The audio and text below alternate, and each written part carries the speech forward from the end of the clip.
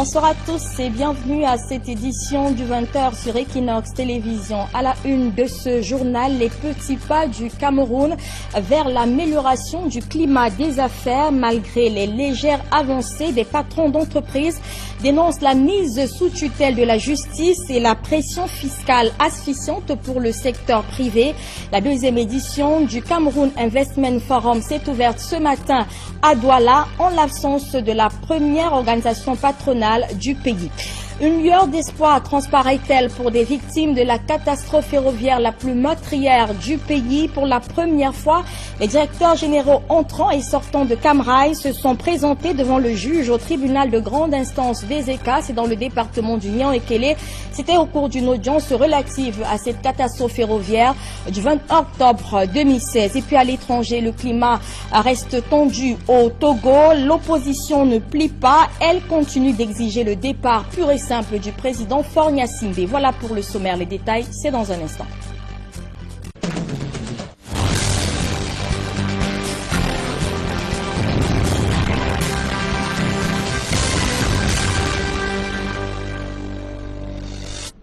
Une fois encore, bonsoir à tous et merci d'être en notre compagnie pour cette édition du journal. C'est peut-être une première victoire pour le collectif des avocats des victimes de la catastrophe ferroviaire des ECA. Pour la première fois depuis l'ouverture du procès sur ce déraillement au tribunal de grande instance des ECA dans le département du Nian-Ekele, des responsables de Camrail ont pris part à une audience relative à cette affaire.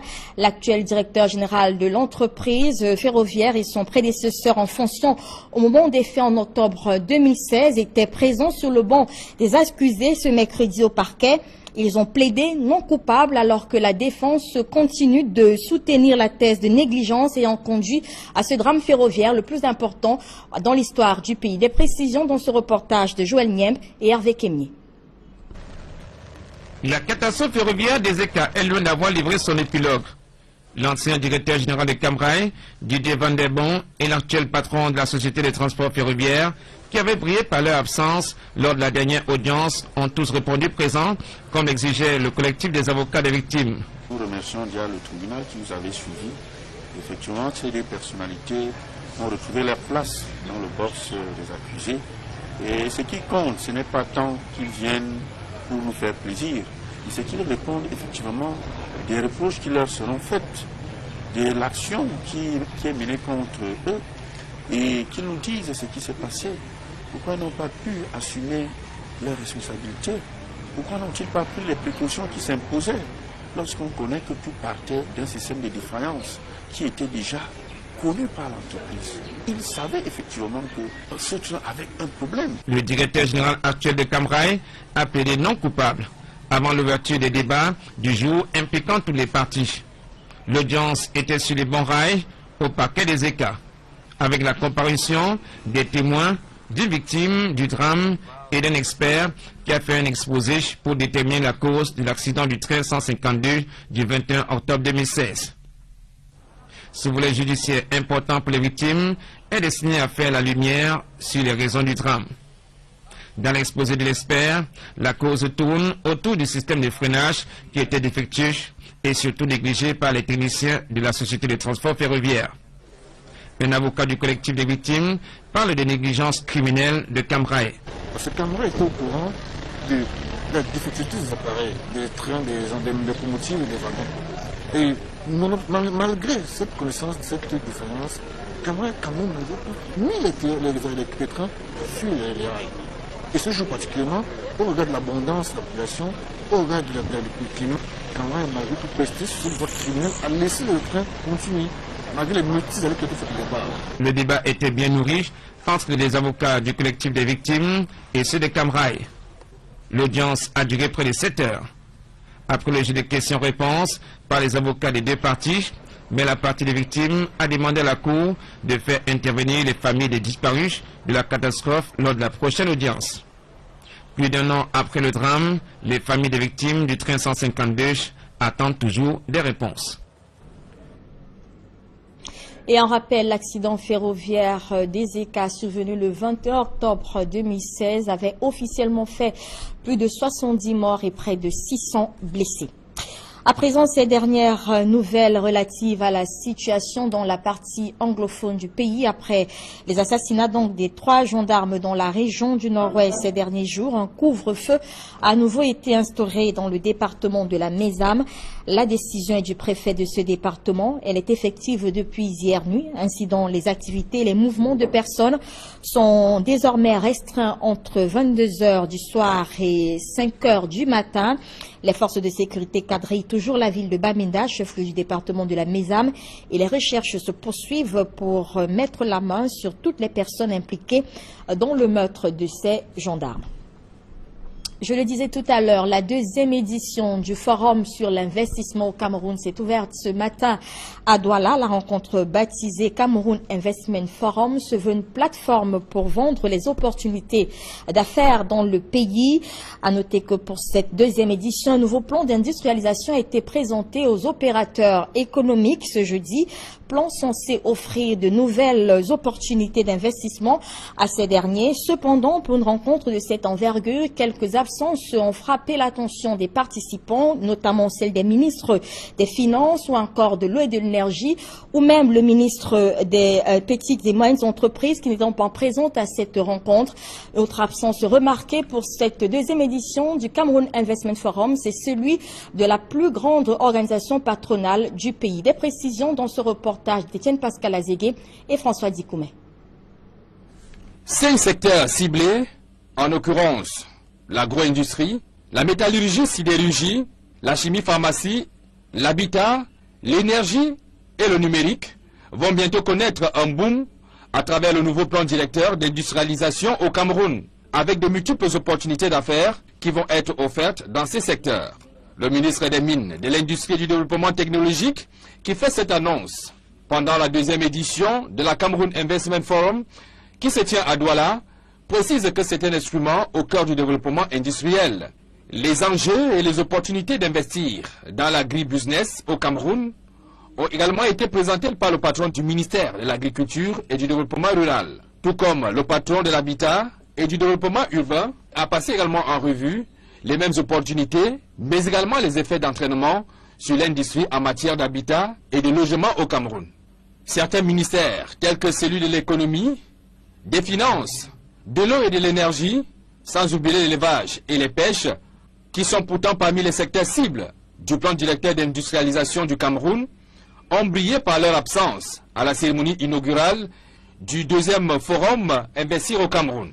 Absence remarquée également du plus grand groupement patronat du Cameroun, toute chose qui laisse croire que tout ce qui a été dit dans les discours ne sera véritablement pas implémenté sur le terrain pour qu'on puisse véritablement voir les fruits de la réussite et même de l'essor industriel au Cameroun dans les tout prochains jours. Merci.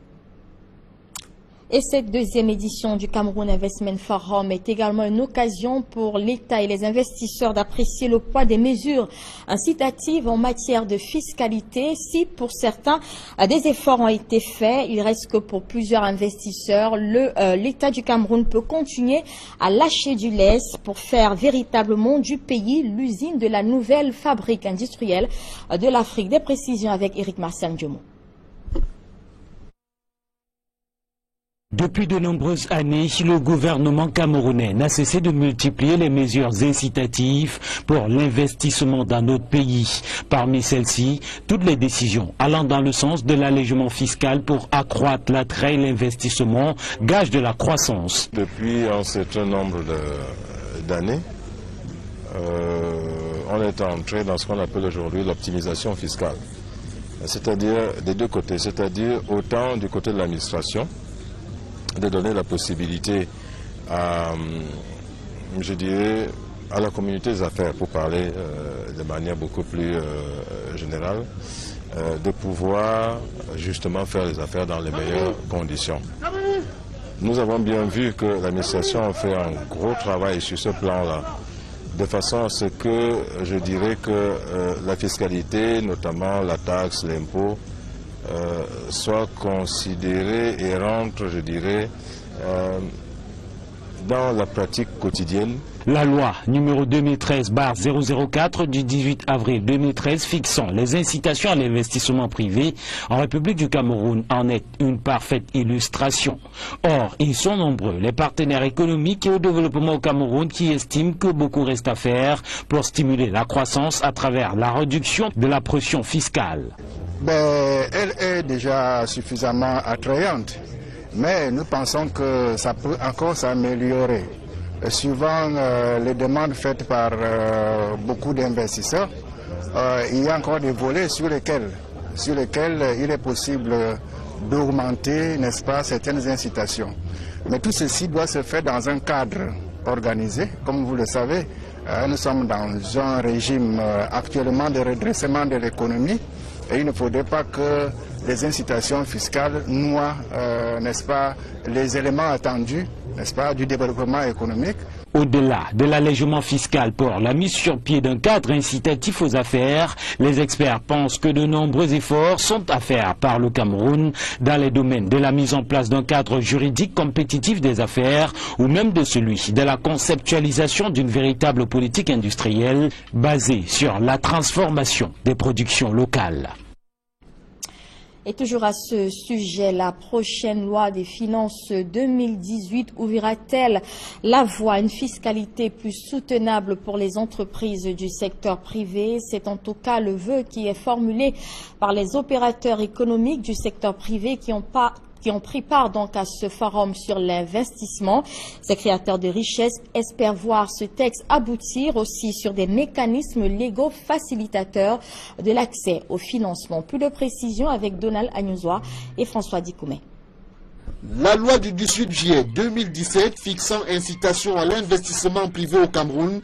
D'abord au marché public, les PME ont difficilement accès au marché public, alors que l'État est le principal fournisseur et le principal client du Cameroun. Et également, l'autre problème que les PME ont, c'est l'accès au financement. Le projet de loi des finances 2018, qui porte ainsi les espoirs des opérateurs économiques camerounais, sera bientôt soumis à l'approbation du Parlement. Et voilà donc ce que nous pouvions dire ce soir en rapport avec ce forum sur l'investissement au Cameroun qui s'est ouvert ce matin dans la capitale économique du pays, Douala. Nous vous parlons hier de ces produits pétroliers déversés dans un drain du quartier de la ville de Douala, quartier Mbopi.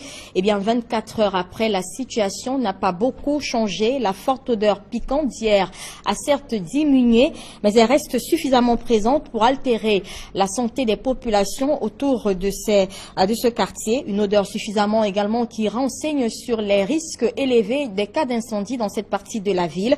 Il faut noter qu'une personne a déjà été hospitalisée à la suite de l'inhalation de ces produits. Des précisions avec Sylvestre Hippolyte Zangaou et Farel Bounia. L'odeur des hydrocarbures n'est plus aussi forte, mais toujours présente pour se mélanger à ce repas, à ciel ouvert, juste à proximité de la rivière contaminée. Vendeuse de nourriture, Marie-Thérèse Ességué, après le manque à gagner la veille, refuse de fermer boutique, malgré les risques d'infection qui persistent. Je n'ai même pas préparé beaucoup parce que j'avais peur.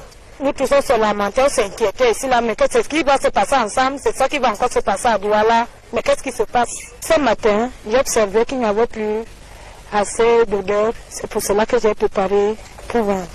Dans les rigoles et la rivière Mbopi, ces hydrocarbures sont encore présents, mais la baisse du volume a découragé ceux des habitants du quartier Ngodi qui s'étaient employés à recueillir ces produits pétroliers. Aujourd'hui, ça ne sent plus comme hier, ce n'est plus étouffant comme hier. Ça sent quand même, mais ça ne coule plus comme hier, parce que hier, ça coulait bien.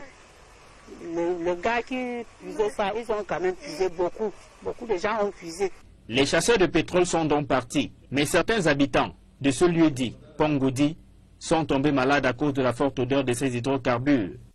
Depuis hier, ma petite fille est là, comme ma fille s'est envoyée ici, est tombée malade. On l'a amenée à l'hôpital. Tous.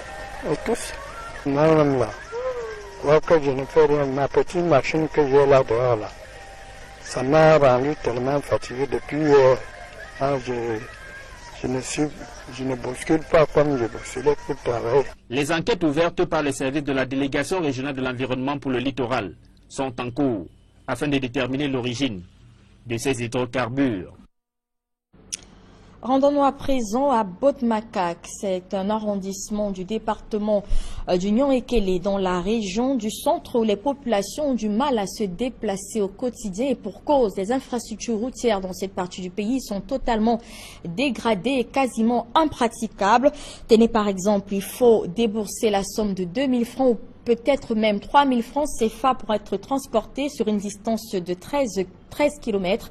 Une situation qui en rajoute au quotidien déjà difficile les populations de cette localité. Des précisions avec Joël Niembe et Julie Nguenyonde.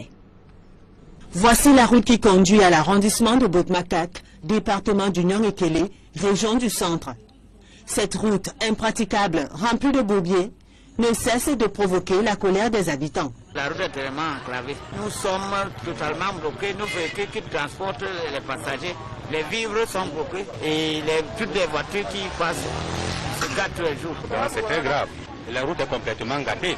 À pied, à moto ou même dans un véhicule de fortune, affronter ce tronçon routier est un véritable parcours de combattants. Même les gros porteurs n'échappent pas à la fureur des mares de boue qui s'étalent le long de la route. Le transport coûte cher, les activités sont au ralenti. Les populations ne savent plus à quel sens se vouer. Actuellement, on prend 2500, 3000. Malgré tout ça, cela ne nous arrange pas. Mais nous sommes obligés de le faire. Mais malgré tout ça, on a toujours des lacunes. Les motos tombent en panne pour le temps. On peut payer la moto une semaine après. Ça devient une vieille moto, on ne comprend même plus. L'autorité préfectorale, dépassée par les événements, confie avoir pris certaines mesures visant à limiter la dégradation de cet axe. Des consignes qui ne sont pas appliquées sur le terrain, affirme le sous-préfet de l'arrondissement de Botmakak. J'ai même pris la décision d'interdire la circulation de camions de plus de 7 tonnes. Mais une décision ne peut être appliquée que s'il y a des gens qui peuvent la faire appliquer. Attendez-vous, ne vous attendez pas à ce que le sous-préfet prenne une décision et qu'il laisse mettre lui-même en route pour l'appliquer. Donc c'est un problème général. Nous, il nous manque des forces de l'ordre pour implémenter les décisions que nous prenons. La situation perdure, la ville se vide progressivement de ses riverains, tous à la recherche des conditions de vie meilleures. Comme Botmakak, elles sont nombreuses ces localités, situées dans l'arrière-pays, qui font face à un manque criard d'infrastructures de base et d'espaces viabilisés. Cap à présent à l'ouest du pays pour faire une immersion dans la prison de Bouda, dans la région de l'Oueston, construite pour abriter 1000 détenus. Cette prison étouffe désormais sous le poids de la saturation des infrastructures vieillissantes. Jean-Paul Chouniat et Dalash Tchana ont fait un tour dans ce pénitencier. Voici leur reportage. Entrée en service avant les indépendances, la prison coloniale des Bamboutos, rebaptisée prison principale de Bouda, n'échappe pas au phénomène de surpopulation, épineux problème des milieux carcéraux au Cameroun. Prévu pour moins de 200 pensionnaires, le nombre de détenus croît sans cesse. Les personnels sont un peu rassurés parce que nous sommes à peu près 42. Il y a un cadre de population de près de 400 ans.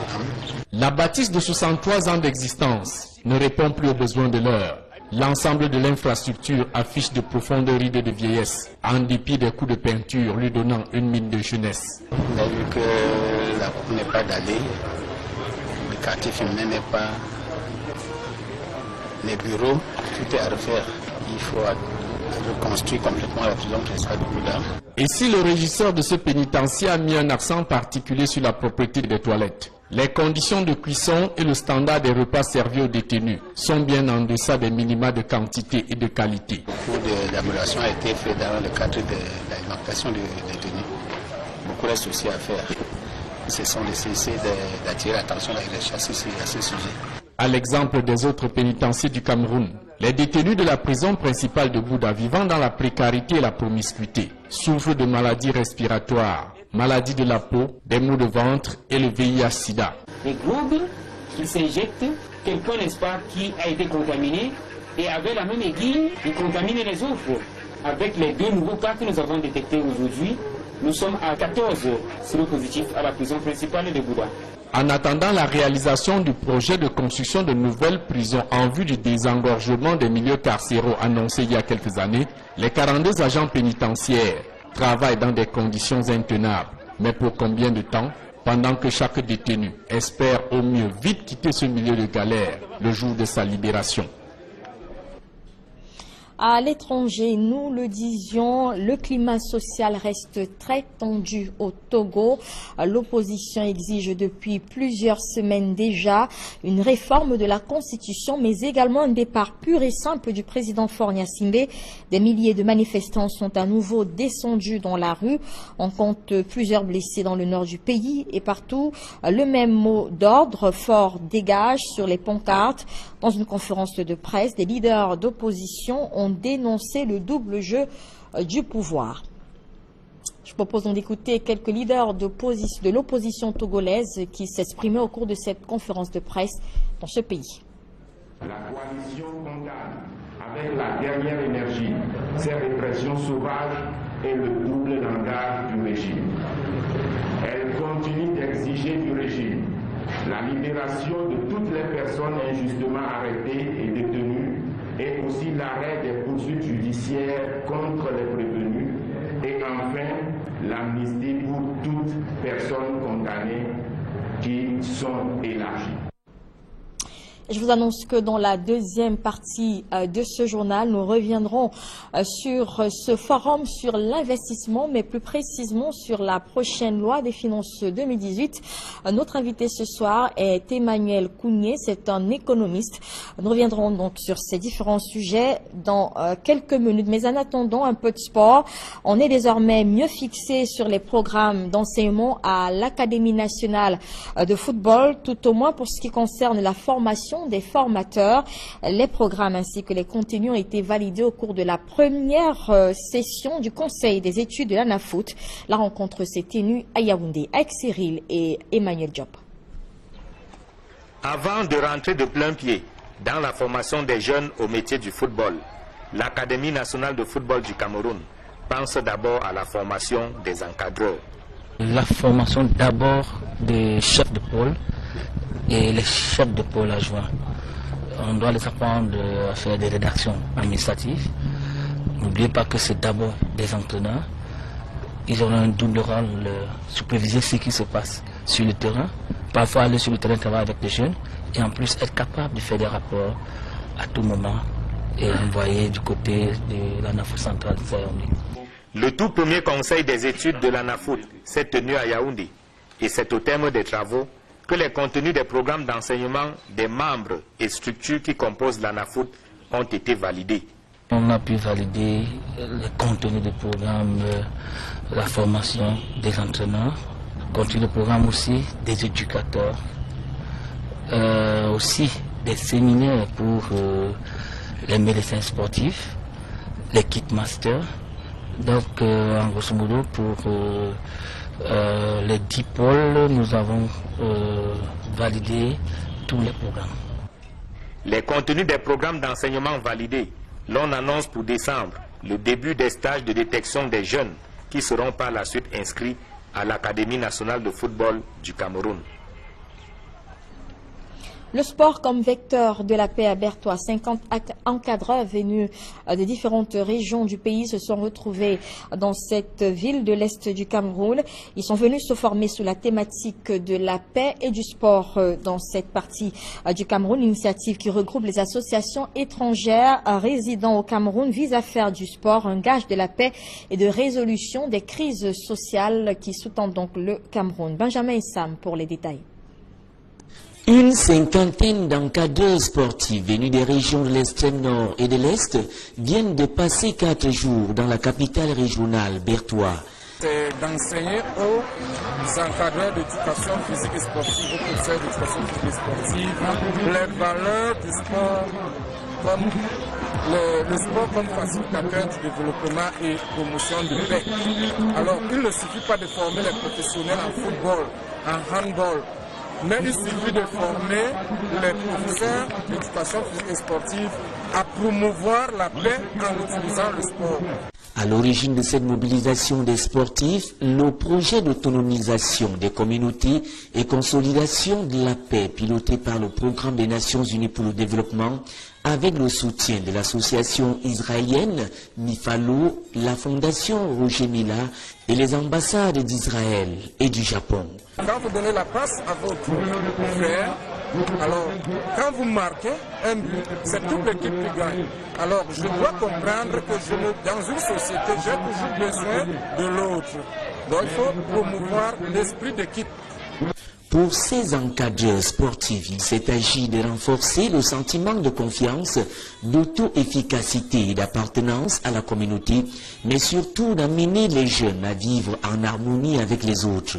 Souvent, quand on organise un match, il faut d'abord appeler peut-être les services de sécurité, la police, les gendarmes, les militaires pour sécuriser l'endroit. Sinon, quand vous faites une activité simple sans sécurité, vous ne pouvez pas protéger. Des séances pratiques avec les enfants ont permis à ces encadreurs de vivre le sport comme véritable vecteur de développement et de cohésion sociale. Satisfaction pour les ambassadeurs d'Israël et du Japon, mais surtout pour les acteurs qui ont reçu des attestations de fin de formation. La seconde partie de ce journal dans quelques minutes.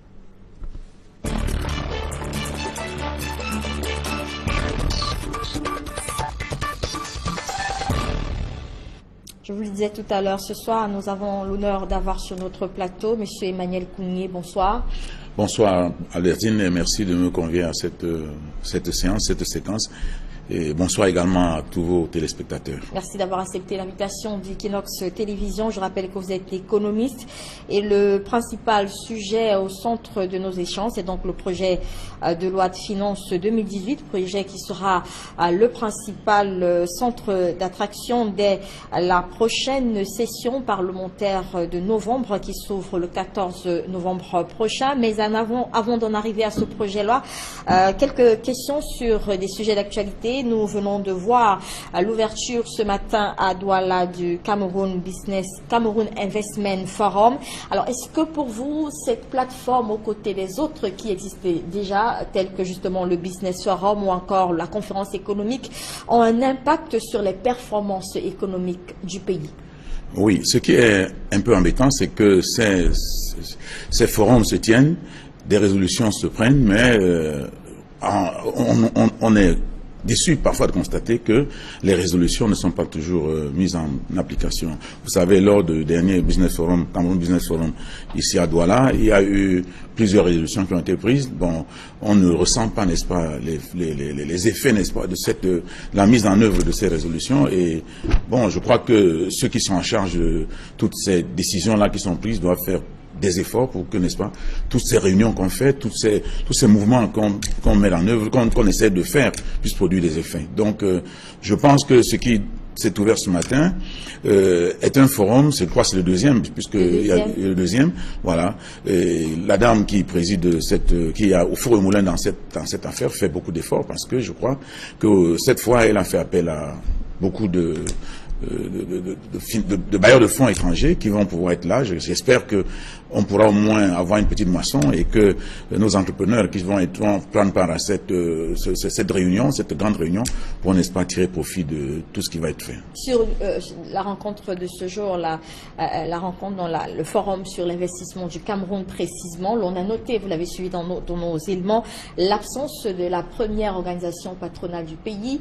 Est-ce que pour vous, c'est un handicap pour une telle rencontre? Non, c'est un handicap. C'est un handicap parce que moi, je crois que cette organisation est celle qui doit pouvoir, n'est-ce pas, faire venir les entrepreneurs de qualité, les entrepreneurs de bon niveau, qui puissent, n'est-ce pas, discuter avec ceux de l'étranger qui sont arrivés et qui doivent pouvoir, au sortir de ce forum, nouer des relations qui vont pouvoir permettre qu'on puisse tirer profit de ce qui va être fait. Donc, je crois que, bon, ça n'a peut-être pas été ça, mais il faudrait tout simplement que le travail se fasse sérieusement pour que les quelques entrepreneurs qui vont être là-bas puissent tirer profit. Parce que dans un mouvement comme celui-là, il faudrait absolument qu'on puisse, n'est-ce pas, voir la moisson par la suite. Alors, vous parlez de ces forums qui, selon vous, ne participent pas beaucoup à améliorer donc les performances économiques du pays.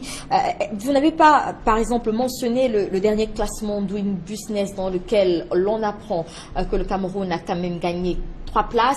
Est-ce que pour vous, ce n'est pas un indicateur de ce que le climat des affaires s'améliore quand même quelque peu? Non, je crois que ce n'est pas un indicateur suffisant. Quand on gagne quelques places, il y a de se poser la question de savoir si c'est les autres qui ont reculé ou si c'est nous qui avions avancé.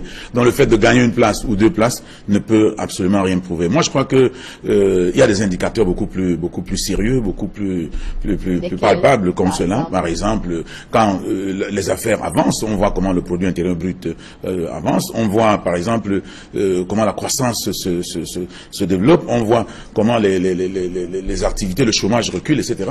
Or, chez nous, c'est pas le cas. Donc, nous ne pouvons pas nous attarder sur des épiphénomènes comme cela. Je crois qu'il y a lieu pour nous, n'est-ce pas, de réfléchir sur ce qui est important et d'éviter, n'est-ce pas, de nous cramponner sur des sujets qui n'ont aucune valeur économique. Alors, au cours de cette première journée, donc, la rencontre, vous l'avez suivi, les opérateurs économiques du secteur privé ont majoritairement déploré la pression fiscale qui paralyse encore leurs activités. L'État qui a donc besoin de ressources, comment est-ce que l'État pourrait procéder pour avoir plus de ressources mais sans asphyxier ces entreprises?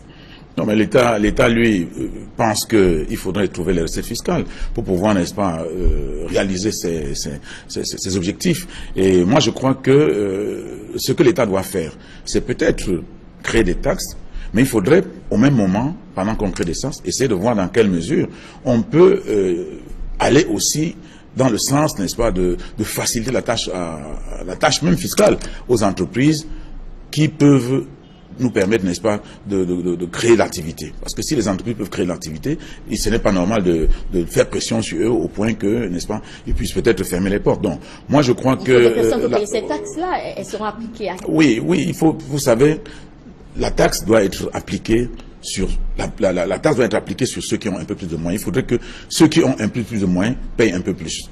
Bon, vous voyez chez nous, par exemple, vous allez aller dans des zones périphériques de la ville de Douala, vous allez voir des immeubles qui poussent, vous avez des gens qui ont beaucoup d'argent et qui ne payent rien à l'État. Ceux qui sont en train de travailler un peu, on fait pression sur eux, ce n'est pas normal. Il faudrait que l'État essaie de voir dans quelle mesure il peut faire en sorte que son assiette touche ceux qui ont de l'argent et surtout ceux qui ont de l'argent, qui ont un train de vie qui leur permet, n'est-ce pas, d'engager, de manipuler beaucoup d'argent et non, n'est-ce pas, ceux qui se mettent en activité et qui peuvent, n'est-ce pas, qui créent l'emploi, qui font en sorte que l'économie puisse tourner. Parce qu'il est démontré que chez nous, il y a une masse monétaire qui circule dans la périphérie du cycle économique. L'État doit pouvoir, n'est-ce pas, s'orienter vers cette voie-là pour pouvoir voir comment taxer cette masse. Et d'ailleurs, cette masse monétaire, cette masse, ces fonds qui circulent dans la périphérie du cycle économique sont des fonds issus de la corruption qui sont détenus majoritairement par les fonctionnaires. Donc, moi, je crois que l'État doit orienter sa réflexion dans ce sens plutôt que de matraquer, n'est-ce pas, les opérateurs économiques dont nous avons besoin de leurs services pour pouvoir, n'est-ce pas, faire marcher notre économie, relever notre économie. Et voilà qui nous donne une bonne transition pour parler justement de ce projet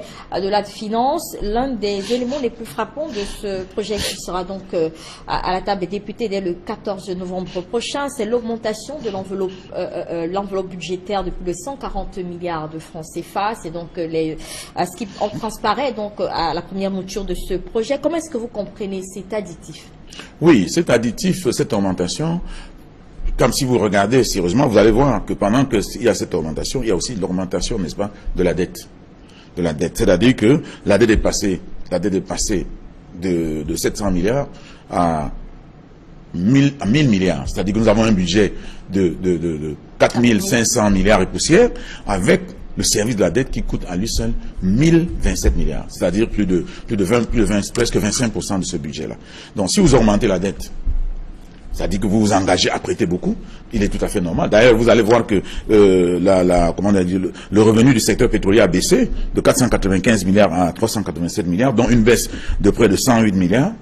Et malgré cette baisse, le budget a plutôt augmenté. Parce que l'État a pensé qu'il faudrait prêter davantage,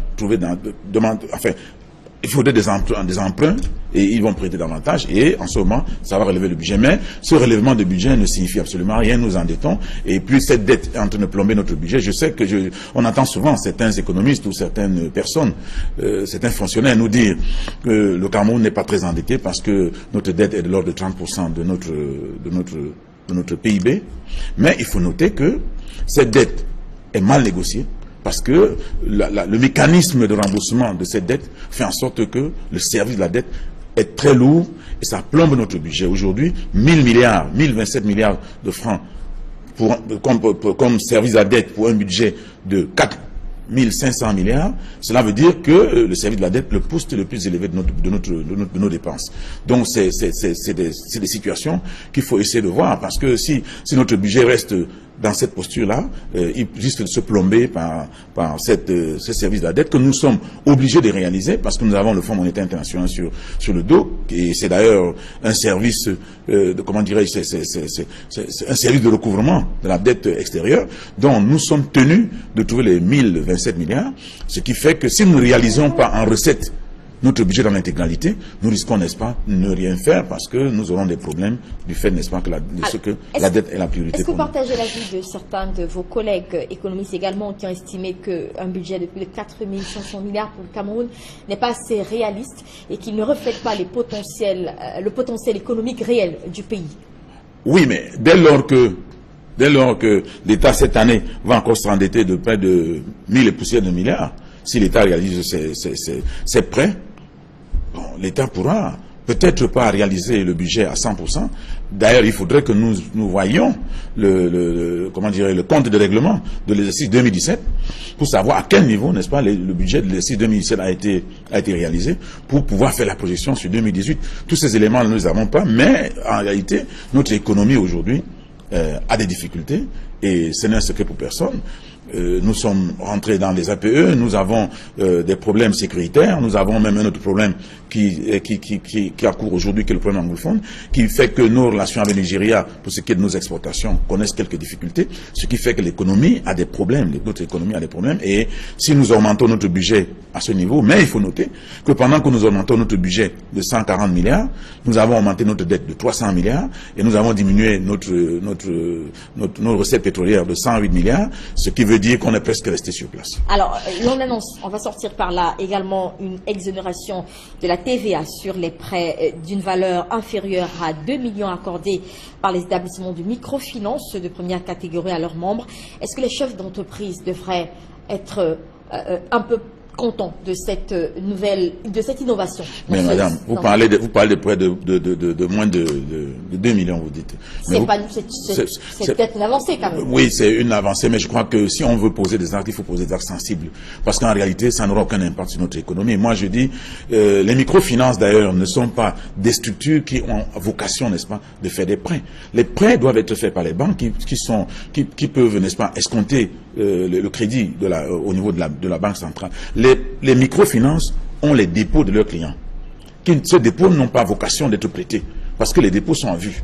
Donc, quand on fait tout ça, c'est mettre un peu de vernis sur quelque chose qui ne marche pas. C'est donc un projet de la finance devrait être amendé pour vous? Non, moi je crois que c'est pas, on ne devrait même pas en parler.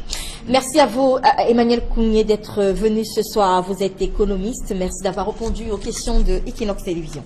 Merci madame, c'est moi qui vous remercie. C'est la fin de cette édition du journal. Merci de nous avoir suivis. À suivre juste après ce journal, votre émission Regard Social avec Eric Kwamo. Bonne soirée sur Equinox Télévision.